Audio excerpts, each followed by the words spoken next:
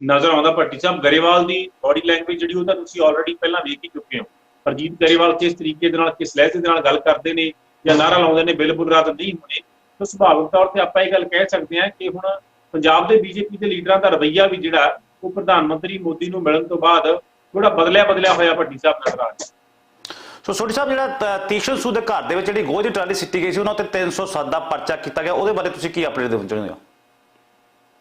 ਬਿਲਕੁਲ ਭੱਟੀ ਸਾਹਿਬ, ਡੈਮੋਕ੍ਰੇਸੀ ਦੇ ਅੰਦਰ ਲੋਕ ਵੱਡੇ ਹੁੰਦੇ ਨੇ ਤੇ ਵਿਰੋਧ ਕਰਨਾ, ਅੰਦੋਲਨ ਕਰਨਾ, ਧਰਨੇ ਲਗਾਉਣਾ, ਇਹ ਡੈਮੋਕ੍ਰੇਸੀ ਲੋਕਾਂ ਨੂੰ ਹੱਕ ਦਿੰਦੀ ਹੈ। ਕਹਿਣ ਦਾ ਭਾਵ ਹੈ ਹੁਣ ਤਾਂ ਦੇਸ਼ ਦੀ ਮਾਨਯੋਗ ਸੁਪਰੀਮ ਕੋਰਟ ਦੇ ਵੱਲੋਂ ਵੀ ਇਹ ਗੱਲ ਕੀ ਹੈ ਕਿ ਜੇਕਰ ਸ਼ਾਂਤੀ ਦੇ ਨਾਲ ਬਿਨਾਂ ਕਿਸੇ ਵਾਇਲੈਂਸ ਕ੍ਰੀਏਟ ਕੀਤਾ ਕੋਈ ਅੰਦੋਲਨ ਹੋ ਰਿਹਾ ਤਾਂ ਉਸ ਨੂੰ ਰੋਕ ਨਹੀਂ ਸਕਦੇਗੇ।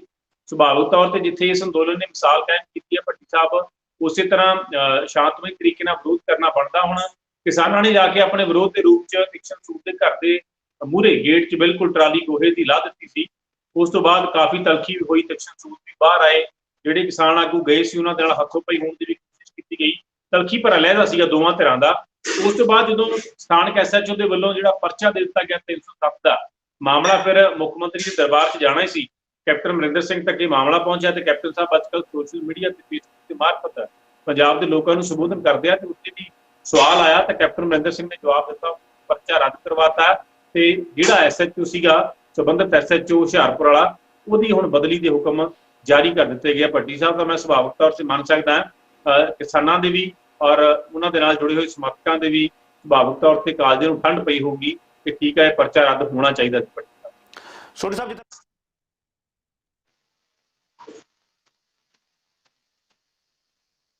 ਪਾਸ ਕਰ ਦਿੱਤੇ ਨੇ, ਇਹ ਦੋਗਲੀ ਨੀਤੀ ਖੇਡ ਰਹੇ ਨੇ। ਇੱਕ ਪਾਸੇ ਜਿਹੜਾ ਲਾਠੀਚਾਰਜ ਪੰਜਾਬ ਵਿੱਚ ਹੋ ਰਿਹਾ ਕਿਸਾਨਾਂ ਦੇ ਉੱਤੇ, ਦੂਜੇ ਪਾਸੇ ਧੜਾਧੜ ਪਰਚੇ ਹੋ ਰਹੇ ਨੇ। ਗਰੇਵਾਲ ਨੂੰ ਗਦਾਰ ਲਿਖਣ ਦੇ ਉੱਤੇ ਜਿਹੜਾ ਉਹ ਇੱਕ ਪਰਚਾ ਉਦੋਂ ਪਿੰਡ ਦੇ ਜਿਹੜੇ ਵਿਅਕਤੀ ਉੱਤੇ ਪਰਚਾ ਕੀਤਾ ਗਿਆ, ਦੇਸ਼ ਧਰੋਹੀ ਦਾ ਪਰਚਾ ਕੀਤਾ ਗਿਆ। ਕੀ ਇਹ ਦੇਸ਼ ਧਰੋਹੀ ਦਾ ਪਰਚਾ ਬਣਦਾ ਸੀ ਉੱਤੇ ਕਰਨ ਦਾ? ਬਿਲਕੁਲ ਨਹੀਂ ਬਣਦਾ ਭੱਟੀ ਸਾਹਿਬ। ਜਿਵੇਂ ਮੈਂ ਪਹਿਲਾਂ ਕਿਹਾ ਕਿ ਲੋਕਤੰਤਰ ਦੇ ਅੰਦਰ ਵਿਰੋਧ ਕਰਨਾ ਲੋਕਾਂ ਦਾ ਹੱਕ ਹੈ। ਹੁਣ ਜੀ ਅਸ਼ਵਨੀ ਸ਼ਰਮਾ ਭਾਜਪਾ ਦੇ ਲੀਡਰਾਂ ਦਾ ਤਾਂ ਪੂਰੇ ਪੰਜਾਬ 'ਚ ਵਿਰੋਧ ਹੋ ਰਿਹਾ, ਤਾਂ ਮੈਂ ਮੰਨਦਾ ਕਿ ਜਾਂ ਤਾਂ ਕਿਸੇ ਨੇ ਹਮਲਾ ਕਰ ਦਿੱਤਾ ਹੋਵੇ। ਫਿਰ ਤਾਂ ਗੱਲ ਹਾਂ ਮੈਂ ਵੀ ਮੰਨਦਾ ਹਮਲਾ ਕਰਨਾ ਬੇਹੱਦ ਮਾੜੀ ਗੱਲ ਹੈ। ਕਿਸੇ ਨੂੰ ਸਰੀਰਕ ਤੌਰ ਤੇ ਨੁਕਸਾਨ ਪਹੁੰਚਾਉਣਾ ਭੱਟੀ ਸਾਹਿਬ ਉਹਦੇ ਮੈਂ ਵੀ ਹੱਕ ਤੇ ਨਹੀਂ ਹੈਗਾ, ਪਰ ਵਿਰੋਧ ਕਰਨਾ, ਕਿਸੇ ਦੇ ਅੰਦੋਲਨ ਦਾ ਵਿਰੋਧ ਕਰਨਾ, ਸਵਾਗਤ ਨਾ ਦੇਣਾ, ਇਹ ਤਾਂ ਡੈਮੋਕ੍ਰੇਸੀ ਦੇ ਅੰਦਰ ਹੱਕ ਹੈਗੇ ਆ। ਉਸੇ ਤਰ੍ਹਾਂ ਉੱਥੇ ਸੰਗਰੂਰ ਦੇ ਅੰਦਰ ਜਦੋਂ ਗਏ ਆ ਉੱਥੇ ਵੀ ਕਿਸਾਨਾਂ ਨੇ ਵਿਰੋਧ ਕੀਤਾ, ਉੱਥੇ ਬਹੁਤ ਵੱਡਾ ਵਿਰੋਧ ਹੋ ਗਿਆ। ਸ਼ੰਭੂ ਵਾਲੇ ਭੱਟੀ ਸਾਹਿਬ ਵੈਸੇ ਵੀ ਬੀਜੇਪੀ ਦੇ ਲੀਡਰ ਵੀ ਥੋੜਾ ਜਿਹਾ ਅੜੀਕ ਤੋੜਨ ਵਾਲਾ ਕੰਮ ਕਰਦੇ ਆ। ਇੰਨਾ ਵੱਡਾ ਵਿਰੋਧ ਚੱਲ ਰਿਹਾ, ਲੁਧਿਆਣੇ 'ਚ ਰੈਲੀ ਰੱਖ ਲਈ ਭੱਟੀ ਸਾਹਿਬ, ਤਾਂ ਸੁਭਾਵਿਕ ਤੌਰ ਤੇ ਉਹ ਚੀਜ਼ਾਂ ਹੋਣੀਆਂ ਤਾਂ ਹੈ ਨਾ। ਥੋੜਾ ਜਿਹਾ ਵਾਟਰ ਟੈਸਟ ਜਾਂ ਸਾਡੀਆਂ ਜਿਹੜੀਆਂ ਇੰਟੈਲੀਜੈਂਸੀਆਂ ਨੇ ਉਹਨਾਂ ਦੀਆਂ ਰਿਪੋਰਟਸ ਵੀ ਇਹਨਾਂ ਤੱਕ ਜਾਣੀਆਂ ਚਾਹੀਦੀਆਂ। ਹਾਲਾਂਕਿ ਸੁਰੱਖਿਆ ਬਹੁਤ ਸਖਤ ਤੇ ਬੜੀ ਮੁਸਤੈਦ ਹੁੰਦੀ ਹੈ। ਮੇਰਾ ਖਿਆਲ ਹੈ ਕਿ ਜਿੰਨੀ ਦੇਰ ਤੱਕ ਐਜੂਕੇਸ਼ਨ ਚੱਲਦਾ ਉਨੀ ਦੇਰ ਤੱਕ ਪੰਜਾਬ ਦੇ ਵਿੱਚ ਬਹੁਤ ਜਿਹੜਾ ਰਵੱਈਆ ਨਹੀਂ ਕਰਾਉਣਾ ਚਾਹੀਦਾ, ਕਿਉਂਕਿ ਇੱਥੇ ਅਕਾਲੀ ਦਲ ਦੀ ਐਗਜ਼ਾਮਪਲ ਲੈਣੀ ਚਾਹੀਦੀ ਹੈ। ਜਦੋਂ ਅਕਾਲੀ ਦਲ ਦਾ ਵਿਰੋਧ ਹੁੰਦਾ ਰਿਹਾ ਤਾਂ ਅਕਾਲੀ ਦਲ ਸਮਾਜਿਕ ਤੋਂ ਵੱਧਦਾ ਨਜ਼ਰ ਆਇਆ। ਹੰਸਰਾਜ ਹੰਸ ਦੀ ਮੈਂ ਉਦਾਹਰਨ ਦੇਣੀ ਚਾਹੁੰਦਾ। ਹੰਸਰਾਜ ਹੰਸ ਪੰਜਾਬ ਨਹੀਂ ਆ ਰਿਹਾ, ਉਹਨੂੰ ਪਤਾ ਮੇਰਾ ਵਿਰੋਧ ਠੀਕ ਹੈ। ਪਾਰਟੀ ਦੇ ਵਿੱਚ ਇਸ ਗੱਲ ਕਰਕੇ ਕਦਰ ਪੈਂਦੀ ਹੈ, ਜਦੋਂ ਵਿਰੋਧ ਦੇ ਵਿੱਚ ਲੀਡਰ ਉਤਰਦੇ ਆ ਤਾਂ ਭੱਟੀ ਸਾਹਿਬ ਨੰਬਰ ਬਣਦੇ ਆ। ਮੇਰੇ ਖਿਆਲ ਬੀਜੇਪੀ ਦੇ ਲੀਡਰ ਵੀ ਉਹ ਆਪਣੇ ਨੰਬਰ ਡਾਊਨ ਨਹੀਂ ਦੇਣਾ ਚਾਹੁੰਦੇ, ਕਿਉਂਕਿ ਸਿਆਸਤ ਦੇ ਅੰਦਰ ਭੱਟੀ ਸਾਹਿਬ ਜਿਸ ਦਾ ਜਿੰਨਾ ਵੱਡਾ ਵਿਰੋਧ ਹੁੰਦਾ ਉਹ ਉਨੇ ਵੱਡੇ ਕਰਦਾ ਲੀਡਰ ਬਣਦਾ। ਸੋਢੀ ਸਾਹਿਬ, ਲੱਖੇ ਸਿਧਾਣੇ ਦਾ ਜਿਹੜਾ ਸੋਸ਼ਲ ਮੀਡੀਆ ਤੇ ਬੜਾ ਵਿਰੋਧ ਹੋਇਆ, ਲੱਖੇ ਸਿਧਾਣੇ ਵੱਲੋਂ ਜਿਹੜੇ ਆ ਉਹ ਰੋਡ ਬੰਦ ਕੀਤੇ ਗਏ ਨੇ, ਬੈਰੀਕੇਡ ਤੜਵਾਏ ਗਏ ਨੇ। ਬਹੁਤ ਸਾਰੇ ਅਕਾਲੀ ਦਲ ਜਿਹੜੇ ਆ ਉਹ ਇਸ ਟਾਈਮ ਜਿਹੜੇ ਉਹਨਾਂ ਦੇ ਲੀਡਰ ਆ ਉਹ ਵਿਰੋਧ ਕਰ ਰਹੇ ਨੇ। ਕੀ ਮਾਮਲਾ ਪੂਰਾ ਹੈ? ਦੇਖੋ, ਬੜੀ ਦੇਰ ਬਾਅਦ ਲੀਡਰਾਂ ਨੇ ਕਿਸੇ ਸੰਘਰਸ਼ ਦੇ ਸਵਾਲ ਚੁੱਕੇ ਆ ਔਰ ਮੈਂ ਸਮਝਦਾ ਕਿ ਜੋ ਵੀ ਹੋ ਰਿਹਾ ਹੈ ਬਹੁਤ ਮੰਦਭਾਗਾ ਹੈ ਭੱਟੀ ਸਾਹਿਬ। ਔਰ ਇਹਦੀ ਸ਼ੁਰੂਆਤ ਕਿਵੇਂ ਹੋਈ ਹੈ ਕਿ ਦਰਅਸਲ ਬੀਤੇ ਸਮੇਂ ਦੌਰਾਨ ਜਦੋਂ ਫਤਿਹਗੜ੍ਹ ਸਾਹਿਬ ਵਿਖੇ ਸੁਖਬੀਰ ਸਿੰਘ ਬਾਦਲ ਦਾ ਵਿਰੋਧ ਹੋਇਆ, ਉਸ ਤੋਂ ਬਾਅਦ ਕੁਝ ਵੀਡੀਓ ਸਾਹਮਣੇ ਆਈਆਂ ਕਿ ਲੋਕਾਂ ਨੇ ਮਾਫੀ ਮੰਗ ਲਈ। ਫਿਰ ਲੱਖਾ ਸਿਧਾਣਾ ਜਿਹੜਾ ਕਿ ਕਿਸਾਨ ਸੰਘਰਸ਼ ਦੇ ਨਾਲ ਕਾਫੀ ਲੰਬੇ ਸਮੇਂ ਤੋਂ ਜੁੜਿਆ, ਲੱਖੇ ਸਿਧਾਣੇ ਨੇ ਲਾਈਵ ਹੋ ਕੇ ਤੇ ਲੀਡਰਾਂ ਦੇ ਖਿਲਾਫ ਬੋਲਣਾ ਸ਼ੁਰੂ ਕਰ ਦਿੱਤਾ। ਲੱਖੇ ਵੱਲੋਂ ਅਕਾਲੀ ਦਲ ਦੇ ਖਿਲਾਫ ਬੋਲਿਆ ਗਿਆ, ਕਾਂਗਰਸ ਦੇ ਖਿਲਾਫ ਲਈ ਗਈ, ਖਾਸ ਤੌਰ ਤੇ ਅਕਾਲੀ ਦਲ ਤੇ ਕਈ ਗੰਭੀਰ ਤੇ ਵੱਡੇ ਇਲਜ਼ਾਮ ਵੀ ਲਗਾਏ ਗਏ। ਤਾਂ ਅਕਾਲੀ ਦਲ ਨੂੰ ਇਹ ਗੱਲ ਚੁਭੀ, ਉਹ ਕਹਿੰਦੇ ਕਿ ਹੁਣ ਤੱਕ ਅਸੀਂ ਕਿਸਾਨ ਸੰਘਰਸ਼ ਨੂੰ ਨਿਰੋਲ ਰੱਖਣਾ ਚਾਹੁੰਦੇ ਸੀ, ਨਾ ਅਸੀਂ ਉਹਨਾਂ ਦੇ ਖਿਲਾਫ ਬੋਲਦੇ ਸੀ ਤੇ ਨਾ ਉਹ ਸਾਡੇ ਖਿਲਾਫ ਬੋਲਦੇ ਸੀ। ਪਰ ਉਹ ਕਹਿੰਦੇ ਵੀ ਲੱਖੇ ਸਿਧਾਣੇ ਨੇ ਜਾਣਬੁੱਝ ਕੇ ਇਸ ਮਸਲੇ ਦਾ ਸਿਆਸੀਕਰਨ ਕੀਤਾ, ਕਿਉਂਕਿ ਇਹਦਾ ਕਿਸਾਨੀ ਨਾਲ ਤਾਂ ਕਹਿੰਦੇ ਕੋਈ ਸੰਬੰਧ ਨਹੀਂ ਸੀ। ਤਾਂ ਫਤਿਹਗੜ੍ਹ ਸਾਹਿਬ ਦੀ ਘਟਨਾ ਦਾ ਜ਼ਿਕਰ ਕਰਨਾ ਤੇ ਫਿਰ ਇਹ ਕਹਿਣਾ ਕਿ ਇਹ ਧੱਕੇ ਨਾਲ ਲੋਕਾਂ ਤੋਂ ਮਾਫੀਆਂ ਮੰਗਵਾਉਂਦੇ ਆ। ਹਾਲਾਂਕਿ ਇਹ ਸੱਚ ਹੈ ਜਾਂ ਝੂਠ ਹੈ ਆਪਾਂ ਇਸ ਦੀ ਤਹਿ ਤੱਕ ਜਾਣ ਦੀ ਬਜਾਏ ਇੰਨੀ ਗੱਲ ਮੈਂ ਜ਼ਰੂਰ ਸਮਝਦਾ ਕਿ ਜਿਹੜਾ ਉਹਨਾਂ ਨੇ ਬਲਾਲ ਕੀਤਾ, ਉਹ ਕਹਿੰਦੇ ਆ ਕਿ ਮਤਲਬ ਪੋਲੀਟੀਕਲ ਮਸਲਿਆਂ ਤੇ ਕਿਸਾਨ ਨੇਤਾ ਹੋਣ ਦੇ ਨਾਤੇ ਨਹੀਂ ਬੋਲਣਾ ਚਾਹੀਦਾ। ਅਕਾਲੀਆਂ ਦਾ ਇਲਜ਼ਾਮ ਹੈ ਲੱਖਾ ਸਿਧਾਣਾ MLA बनना चाहता है या पार्टी बनाना चाहता है, कोई जथेबंदी हालांकि उन्होंने कहा जा रहा है अकाली दल ਨਾਲ संबंधित है, उन्होंने भी ਲੱਖੇ ਸਿਧਾਣੇ के खिलाफ चुटकी ली है, जिन्होंने कहा कि कुछ साबका गैंगस्टर ਜਿਹੜੇ ਹੈਗੇ ਉਹ ਅੱਗੇ ਆਉਣਾ ਚਾਹੁੰਦੇ ਨੇ, ਕੁਝ ਇਸ ਤਰ੍ਹਾਂ ਦੀ ਟਿੱਪਣੀਆਂ ਵੀ ਆਈਆਂ ਲੱਖੇ ਦੇ ਖਿਲਾਫ। ਖੈਰ ਲੱਖੇ ਦਾ ਤੇ ਦੀਪ ਸਿੱਧੂ ਦਾ ਵਿਰੋਧ ਜਿਹੜਾ ਉਹ ਸ਼ੁਰੂ ਤੋਂ ਹੁੰਦਾ ਆ ਰਿਹਾ, ਸਟੇਜ ਤੇ ਟਾਈਮ ਨੂੰ ਲੈ ਕੇ ਹੁੰਦਾ ਆ ਰਿਹਾ, ਪਰ ਇਹ ਵੀ ਗੱਲ ਇੱਥੇ ਮੰਨਣੀ ਪਊਗੀ ਭੱਟੀ ਸਾਹਿਬ ਕਿ ਲੱਖੇ ਸਿੱਧੂ ਦੇ ਨਾਲ, ਲੱਖੇ ਸਿਧਾਣੇ ਦੇ ਨਾਲ ਤੇ ਦੀਪ ਸਿੱਧੂ ਦੇ ਨਾਲ ਜਿਹੜੀ ਨੌਜਵਾਨ ਪੀੜ੍ਹੀ ਹੈਗੀ ਆ ਜਾਂ ਨੌਜਵਾਨ ਵਰਗ ਹੈਗਾ, ਉਹਦਾ ਇੱਕ ਵੱਡਾ ਹਿੱਸਾ ਉਹਨਾਂ ਦਾ ਸਮਰਥਕ ਹੈ, ਚਾਹੇ ਉਹ ਡਾਇਸਪੋਰਾ ਦਾ ਹੋਵੇ, ਚਾਹੇ ਉਹ ਪੰਜਾਬ ਦਾ ਹੋਵੇ, ਕਿਸੇ ਇੱਕ ਪਾਰਟੀਕੂਲਰ ਹਲਕੇ ਦਾ ਨਹੀਂ ਆਪਾਂ ਕਹਿ ਸਕਦੇ, ਪਰ ਸੋਸ਼ਲ ਮੀਡੀਆ ਤੇ ਇਹਨਾਂ ਦੇ ਸਮਰਥਕ ਕਾਫੀ ਨੇ ਤੇ ਲੱਖੇ ਸਿਧਾਣੇ ਨੂੰ ਇੱਕ ਵੱਡਾ ਕੰਟਰੀਬਿਊਸ਼ਨ ਜਿਹੜੀ ਉੱਥੇ ਬੈਠੇ ਨੌਜਵਾਨ ਨੇ ਉਹ ਮੰਨਦੇ ਨੇ ਕਿ ਕਿਸਾਨ ਸੰਘਰਸ਼ ਦੇ ਵਿੱਚ ਲੱਖੇ ਦਾ ਅਹਿਮ ਰੋਲ ਹੈ। ਸਾਹਿਬ ਅਜੇ ਇੱਕ ਵੀਡੀਓ ਦੇਖ ਰਿਹਾ ਸੀ, ਰਾਜੇਵਾਲ ਸਾਹਿਬ ਸਟੇਜ ਤੋਂ ਬੋਲ ਰਹੇ ਸਨ ਕਿ ਅਸੀਂ ਬਿਲਕੁਲ ਜਿੱਤ ਦੇ ਵੱਲ ਵੱਧਦੇ ਜਾ ਰਹੇ ਹਾਂ, ਜਿਸ ਤਰ੍ਹਾਂ ਅਸੀਂ ਜਿੱਤ ਦੇ ਵੱਲ ਵੱਧਦੇ ਜਾ ਰਹੇ ਹਾਂ ਉਸੇ ਤਰ੍ਹਾਂ ਸਾਡੇ ਜਿਹੜਾ ਤਾਰੋ ਪੀੜ ਕਰਨ ਦੀਆਂ ਪੂਰੀਆਂ ਸਰਕਾਰ ਦੀਆਂ ਕੋਸ਼ਿਸ਼ਾਂ, ਸਾਨੂੰ ਜਿਹੜਾ ਸਾਡੇ ਬੱਚੇ ਉਹਨੇ ਨੌਜਵਾਨਾਂ ਨੂੰ ਕਿਹਾ ਕਿ ਸਾਨੂੰ ਜੋਸ਼ ਦੇ ਨਾਲ ਹੋਸ਼ ਵੀ ਰੱਖਣਾ ਪਵੇਗਾ, ਤੁਹਾਡੇ ਨਾਲ ਤੁਸੀਂ ਜਿਹੜੇ ਤੁਹਾਨੂੰ ਜਿਹੜਾ ਸਾਡੇ ਏਜੰਸੀਆਂ ਕੰਮ ਕਰ ਰਹੀਆਂ ਸਾਨੂੰ ਤੋੜਨ ਦੇ ਵਿੱਚ ਬਹੁਤ ਸਾਰੇ ਗਰੁੱਪ ਜਿਹੜੇ ਆ ਉਹ ਸਰਗਰਮ ਹੋ ਚੁੱਕੇ ਨੇ। ਇਹ ਕਿੱਦਾਂ ਦਾ ਇਸ਼ਾਰਾ ਸੀ ਤੁਹਾਨੂੰ ਰਾਜੇਵਾਲ ਸਾਹਿਬ ਦਾ? देखो भट्टी साहब ये गल जी है राजेवाल साहब की बिल्कुल दुरुस्त हैगी है, क्योंकि वो कहते भी आपके लैवल की कोई कॉल ना ली जाए, चाहे वो ਲੱਖਾ ਸਿਧਾਣਾ ਹੋਵੇ, ਚਾਹੇ ਕੋਈ ਵੀ ਹੋਰ ਵੀ ਜਥੇਬੰਦੀ ਦਾ ਕੋਈ ਨੁਮਾਇੰਦਾ ਜਾਂ ਆਗੂ ਹੈਗਾ। ਕਿਸਾਨ ਜਥੇਬੰਦੀਆਂ ਲਗਾਤਾਰ ਇਹ ਗੱਲ ਕਹਿੰਦੀਆਂ ਨੇ, ਉਹਨਾਂ ਦਾ ਕਹਿਣਾ ਹੈ ਕਿ ਆਪਣੇ ਪੱਧਰ ਤੇ ਕੋਈ ਕॉल ਨਾ ਲਈ ਜਾਵੇ, ਚਾਹੇ ਕਿਸੇ ਦੀ ਸੰਪत्ति ਦੀ ਤੋੜ ਭੰਨ ਹੋਵੇ, ਚਾਹੇ ਕੋਈ ਰਸਤਾ ਬਲੌਕ ਕਰਨਾ ਹੋਵੇ, ਕੁਝ ਵੀ ਹੋਵੇ। ਹਾਲਾਂਕਿ ਇੱਕ ਦਿਨ ਲੱਖੇ ਸਿਧਾਣੇ ਦੇ ਵੱਲੋਂ ਵੀ ਕॉल ਲਈ ਗਈ ਸੀ ਕਿ ਰਸਤਾ ਬੰਦ ਕਰ ਦਿੱਤਾ ਜਾਵੇ, ਵੱਡੇ ਵਹੀਕਲ ਨਾ ਆਉਣ ਦਿੱਤੇ ਜਾਣ, ਪਰ ਜਥੇਬੰਦੀਆਂ ਨੂੰ ਸਿਰੇ ਤੋਂ ਦਰਕਿਨਾਰ ਕਰਦੀਆਂ ਨੇ, ਕਿਉਂਕਿ ਜਥੇਬੰਦੀਆਂ ਨੇ ਜਿਹੜੀਆਂ 40 ਜਥੇਬੰਦੀਆਂ ਹੈਗੀਆਂ ਨੇ ਉਹਨਾਂ 'ਚ ਲੱਖਾ ਸਿਧਾਣਾ, ਦੀਪ ਸਿੱਧੂ ਇਨਵੋਲਵ ਨਹੀਂ ਹੈਗੇ। ਹਾਲਾਂਕਿ ਬੇਸ਼ੱਕ ਸੰਘਰਸ਼ 'ਚ ਇਹਨਾਂ ਦਾ ਵੱਡਾ ਰੋਲ ਹੈਗਾ, ਪਰ ਜਥੇਬੰਦੀਆਂ 'ਚ ਸ਼ਾਮਲ ਨੇ। ਇਸ ਕਰਕੇ ਜਥੇਬੰਦੀਆਂ ਅਕਸਰ ਚਾਹੇ ਲੱਖਾ ਸਿਧਾਣਾ ਹੋਵੇ, ਚਾਹੇ ਦੀਪ ਸਿੱਧੂ ਹੋਵੇ, ਦੀਪ ਸਿੱਧੂ ਵੱਲੋਂ ਵੱਡੀ ਸਟੇਟਮੈਂਟ ਆਈ, ਉਹਨੂੰ ਵੀ ਕੰਡੈਮ ਕੀਤਾ ਗਿਆ, ਲੱਖੇ ਵੱਲੋਂ ਵੀ ਕੰਡੈਮ ਕੀਤਾ ਗਿਆ। ਇਸੇ ਤਰ੍ਹਾਂ ਜਿਹੜੇ ਆਪਣੇ ਪੱਧਰ ਤੇ ਉੱਥੇ ਨੌਜਵਾਨ ਜਾਂ ਹੋਰ ਨੁਮਾਇੰਦੇ ਨੇ, ਕਿਉਂਕਿ ਸੰਘਰਸ਼ ਜਥੇਬੰਦੀਆਂ ਦਾ ਨਾਂ ਹੈ ਕਿ ਜਨ ਸੰਘਰਸ਼ ਬਣ ਗਿਆ, ਲੋਕਾਂ ਦਾ ਸੰਘਰਸ਼ ਬਣ ਗਿਆ, ਕਿਉਂਕਿ ਜਿਹੜੇ ਨੌਜਵਾਨ ਨੇ ਕਈ ਵਾਰ ਆਪ ਮੁਹਾਰੇ ਕੋਈ ਕਾਲ ਲੈਂਦੇ ਨੇ ਤਾਂ ਉਹਨਾਂ ਨੂੰ ਫਿਰ ਜਥੇਬੰਦੀਆਂ ਉੱਥੋਂ ਸਟੇਜ ਤੋਂ ਜਾਂ ਮੰਚ ਤੋਂ ਗੁਜ਼ਾਰਿਸ਼ ਕਰਦੀਆਂ ਨੇ ਕਿ ਨੌਜਵਾਨ ਕੋਈ ਵੀ ਕਾਲ ਆਪਣੇ ਪੱਧਰ ਤੇ ਨਾ ਲੈਣ, ਕਿਉਂਕਿ ਸਰਕਾਰ ਦਾ ਪੂਰਾ ਜ਼ੋਰ ਲੱਗਿਆ ਹੋਇਆ ਕਿ ਇਸ ਸੰਘਰਸ਼ ਨੂੰ ਕਿਸੇ ਨਾ ਕਿਸੇ ਤਰੀਕੇ ਤਾਰ ਜਾਵੇ। ਭੱਟੀ ਸਾਹਿਬ ਸੋਢੀ ਸਾਹਿਬ, ਪਿਛਲੇ ਦਿਨਾਂ ਵਿੱਚ ਮੀਂਹ ਦੇ ਕਾਰਨ ਜਿਹੜੀ ਕਾਫੀ ਠੰਡ ਵੀ ਆ, ਮੀਂਹ ਵੀ ਪਿਆ, ਬਹੁਤ ਸਾਰੇ ਜਿਹੜੇ ਸੰਘਰਸ਼ ਦੇ ਵਿੱਚ ਜਿਹੜੀਆਂ ਆਪਣੀ ਜਾਨਾਂ ਵੀ ਗਵਾ ਰਹੇ ਨੇ, ਸ਼ਹੀਦੀਆਂ ਪਾ ਰਹੇ ਨੇ, ਸੋ ਉੱਥੇ ਜਿਹੜਾ ਸੋਣਾ ਵੀ ਮੁਸ਼ਕਲ ਹੋ ਜਾਂਦਾ, ਕਿਉਂਕਿ ਜਦੋਂ ਪਾਣੀ ਥੱਲੇ ਜਿਹੜਾ ਬਿਸਤਰਿਆਂ ਵਿੱਚ ਵੀ ਪਾਣੀ ਕਹਿੰਦੇ ਆ ਗਿਆ, ਕਿਸਾਨਾਂ ਦੇ ਭਾਵੇਂ ਫਿਰ ਵੀ ਹੌਸਲੇ ਬੁਲੰਦ ਨੇ, ਪਰ ਦੂਸਰੇ ਪਾਸੇ ਦਿੱਲੀ ਗੁਰਦੁਆਰਾ ਪ੍ਰਬੰਧਕ ਕਮੇਟੀ ਵੱਲੋਂ ਜਿਹੜੀਆਂ ਬੱਸਾਂ ਖੜੀਆਂ ਕੀਤੀਆਂ ਗਈਆਂ ਉੱਥੇ।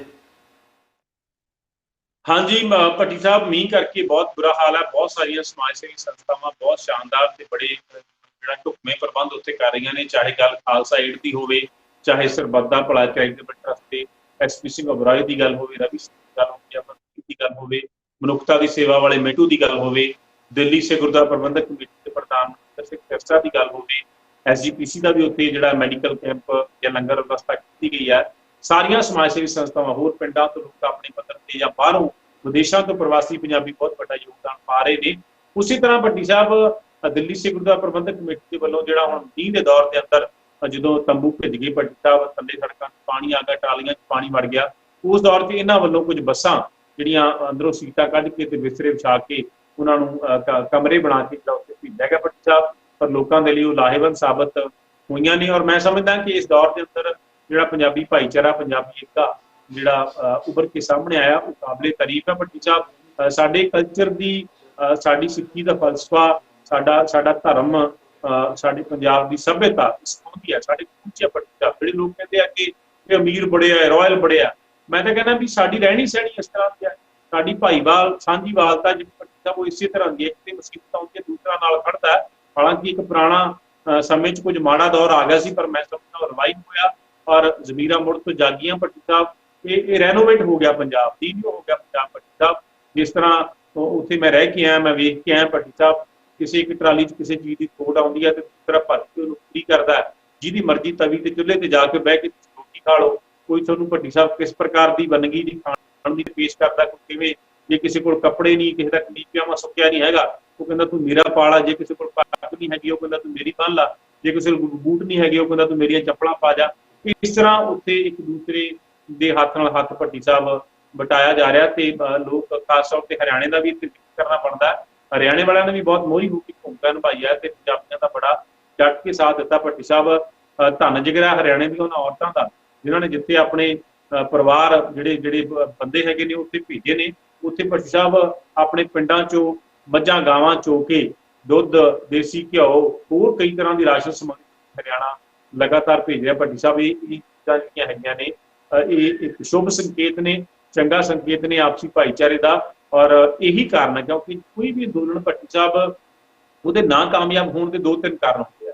सब तो पहला होंगे है कि यूनिटी ना, जो आपसी फुट पै जाती है तो अंदोलन च बहुत बड़ा जिहड़ा खलेरा पै जाता है कि अंदोलन थोड़े दिनों च पिंडर जाता है। पर इस अंदोलन की यह खासियत है कि यूनिटी है। दूसरा लीडर ना बनना, किसी अंदोलन का कोई लीडर ना होना। इस जथेबंदियों लोगों ने रज के लीडर मन्या, आप सारे फैसले नहीं ले। तीसरा होंगे भट्टी साहब के फाइनैशियल तौर पर उखड़ पुखड़ जाना, काम माली तौर पर संघर्ष का पतला हो जाना, वो पंजाबियों के जिहड़ा वो जिगरे नूं सलाम है। माली तौर पर किसी तरह की कोई भी कह लो ऊनता ही नहीं आउण दित्ती, सगों एजेंसियां नूं इस गल की तुसीं कह लो भाजड़ पा दित्ती कि यार इन्हां कोल पैसे आई कित्थों जांदे आ। तां ये कुदरत की मेहर है। ये साडे शुक्र करो कि बाबे नानक ने हजे 20 का लंगर शुरू किया सी। भट्टी साहब जे 100-150 या 500 का किया हुंदा फिर तां मेरे हिसाब नाल तुसीं कह लो लहरां बहरां इस तों भी ज़्यादा हो जाणे। हुण भी ऊनता ही नहीं हैगी। तां पहले पातशाह के फलसफे ते साडी कौम चलदी है, तां वो साडा सिद्धांत है, साडी जीवन जांच ही यह है भट्टी साहब। इस करके ये जिहड़ा संघर्ष है मोटे तौर पर इन्हां चीज़ां करके कामयाबी दे वल वध रहा और इसे करके स्टेबल है भट्टी साहब। दूसरा रणनीति जिहड़ी है ना भट्टी साहब इस बार जोश के नाल होश तो भी काम लिया, डायलॉग नहीं बंद किया। जथेबंदियां डायलॉग कर रही ने, संवाद कर रही ने। पहली बार होगा दुनिया के सिस्टम के अंदर भट्टी साहब, जे मैं गलत ना होवां, मेरी 32 साल समझ है उसके मुताबिक तुसीं देखो कि हिस्टोरिकल इलेक्टेड बॉडी आम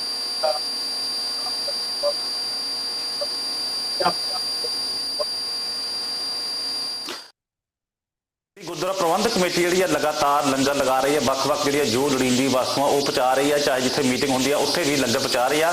ਉੱਥੇ ਸ਼੍ਰੋਮਣੀ ਗੁਰਦੁਆਰਾ ਪ੍ਰਬੰਧਕ ਕਮੇਟੀ ਦੇ ਉੱਤੇ ਵੀ ਜਿਹੜੇ ਆ ਇਲਜ਼ਾਮ ਲੱਗਦੇ ਨੇ ਕਿ ਸ਼੍ਰੋਮਣੀ ਗੁਰਦੁਆਰਾ ਪ੍ਰਬੰਧਕ ਕਮੇਟੀ ਕੀ ਕਰ ਰਹੀ ਹੈ, ਕਿ ਉਹ ਕਿਤੇ ਲੰਗਰ ਲਗਾ ਰਹੀ ਹੈ, ਕੋਈ ਸੇਵਾ ਕਰ ਰਹੀ ਹੈ। ਉਹਨਾਂ ਬਾਰੇ ਜਿਹੜੀ ਆ ਬਹੁਤ ਤਿੱਖਣੀ ਟਿੱਪਣੀ ਜਿਹੜੀ ਲੋਕ ਕਰ ਰਹੇ ਨੇ।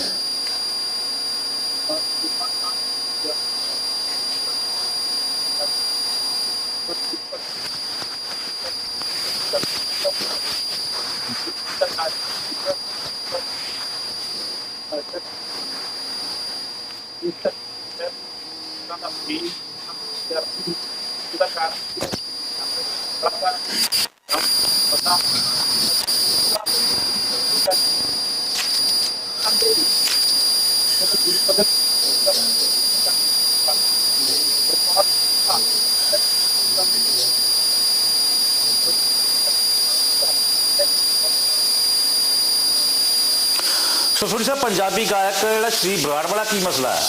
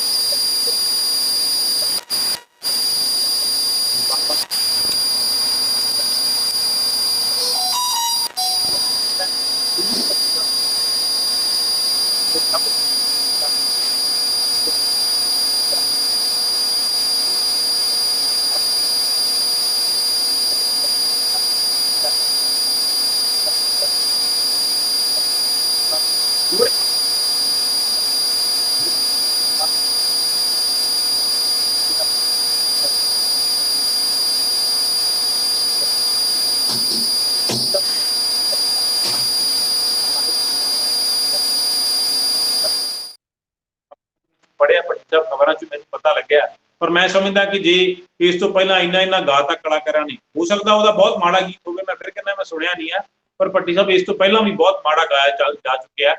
जे उन्होंने माफी मिल सकती है तो ਇਹਨੂੰ ਵੀ ਇਸ दौर के अंदर किते ना किते ਜਿਹੜਾ पुलिस का रवैया ढिला होना चाहिए ਸੀ।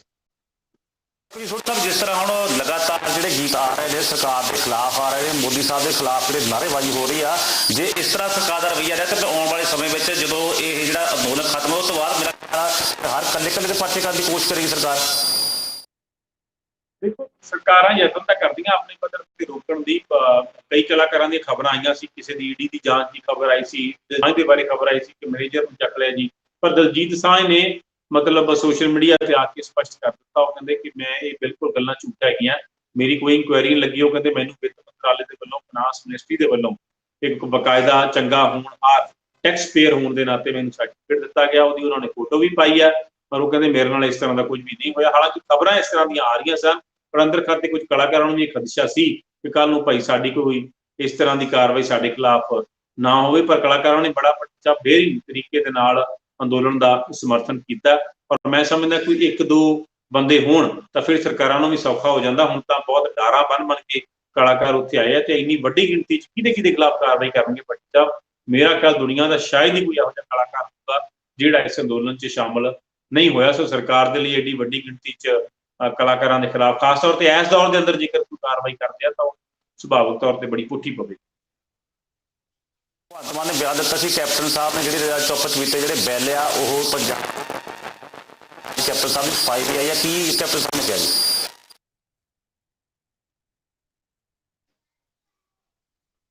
ਭੱਟੀ ਸਾਹਿਬ ਤੁਹਾਡੀ ਆਵਾਜ਼ 'ਚ ਬਹੁਤ ਜ਼ਿਆਦਾ ਡਿਸਟਰਬੈਂਸ ਆ ਰਹੀ ਹੈ, ਇਕੋ ਵੀ ਆ ਰਹੀ ਹੈ ਔਰ ਥੋੜਾ ਜਿਹੜੀ ਆ ਉਹ ਡਿਸਟਰਬੈਂਸ ਕਾਫੀ ਛਾਂ ਦੀ ਆਵਾਜ਼ ਕਾਫੀ ਆ ਰਹੀ ਹੈ। ਮੈਂ ਤੁਹਾਡੀ ਟੈਕਨੀਕਲ ਟੀਮ ਨੂੰ ਗੁਜ਼ਾਰਿਸ਼ ਕਰਾਂਗਾ।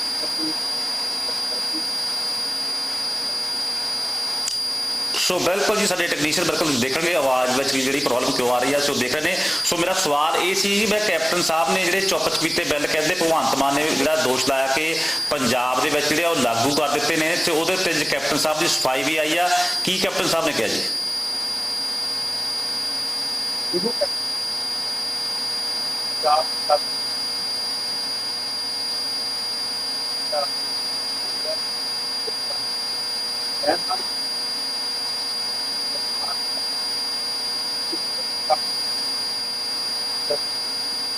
मैं मानता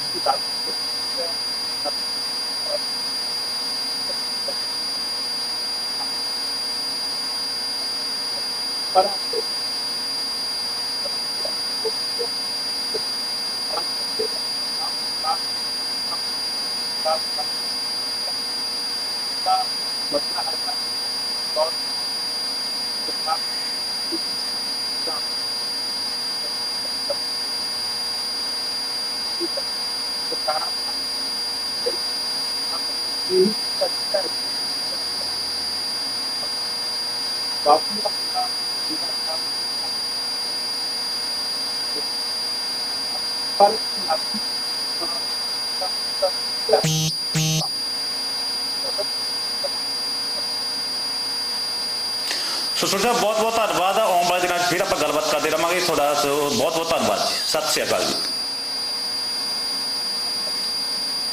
ਸੋ ਹਲਚਲ ਟੀਵੀ ਦੇ ਵਿੱਚ ਤੁਸੀਂ ਇਸ ਨਾਲ ਰਮਨਦੀਪ ਸਿੰਘ ਸੋਢੀ ਜੋ ਕਿ ਜਗਵੰਡੀ ਸੀ ਨੇ ਰਿਪੋਰਟਰ ਸਾਡੇ ਨਾਲ ਆਉਣ ਵਾਲੇ ਦਿਨਾਂ ਵਿੱਚ ਮੁਖਾਤਬ ਹੋਇਆ ਕਰਨਗੇ। ਸੋ ਤੁਸੀਂ ਕੋਈ ਵੀ ਗੱਲਬਾਤ ਕਰਨੀ ਹੈ ਸਟੂਡੀਓ ਨੰਬਰ ਉੱਤੇ ਤੁਸੀਂ ਕਾਲ ਕਰ ਸਕਦੇ ਹੋ। ਆਉਣ ਵਾਲੇ ਦਿਨਾਂ ਵਿੱਚ ਬਹੁਤ ਸਾਰੇ ਅਸੀਂ ਨਵੇਂ ਪ੍ਰੋਗਰਾਮ ਜਿਹੜੇ ਹੋਰ ਵੀ ਲੈ ਕੇ ਆ ਰਹੇ ਹਾਂ। ਹੁਣ ਤੁਸੀਂ 11 ਤੋਂ 12 1690 AM ਦੇ ਉੱਤੇ ਤੁਸੀਂ ਰੇਡੀਓ ਪ੍ਰੋਗਰਾਮ ਹਲਚਲ ਜਿਹੜੇ ਆ ਉਹ ਸੁਣੋਗੇ।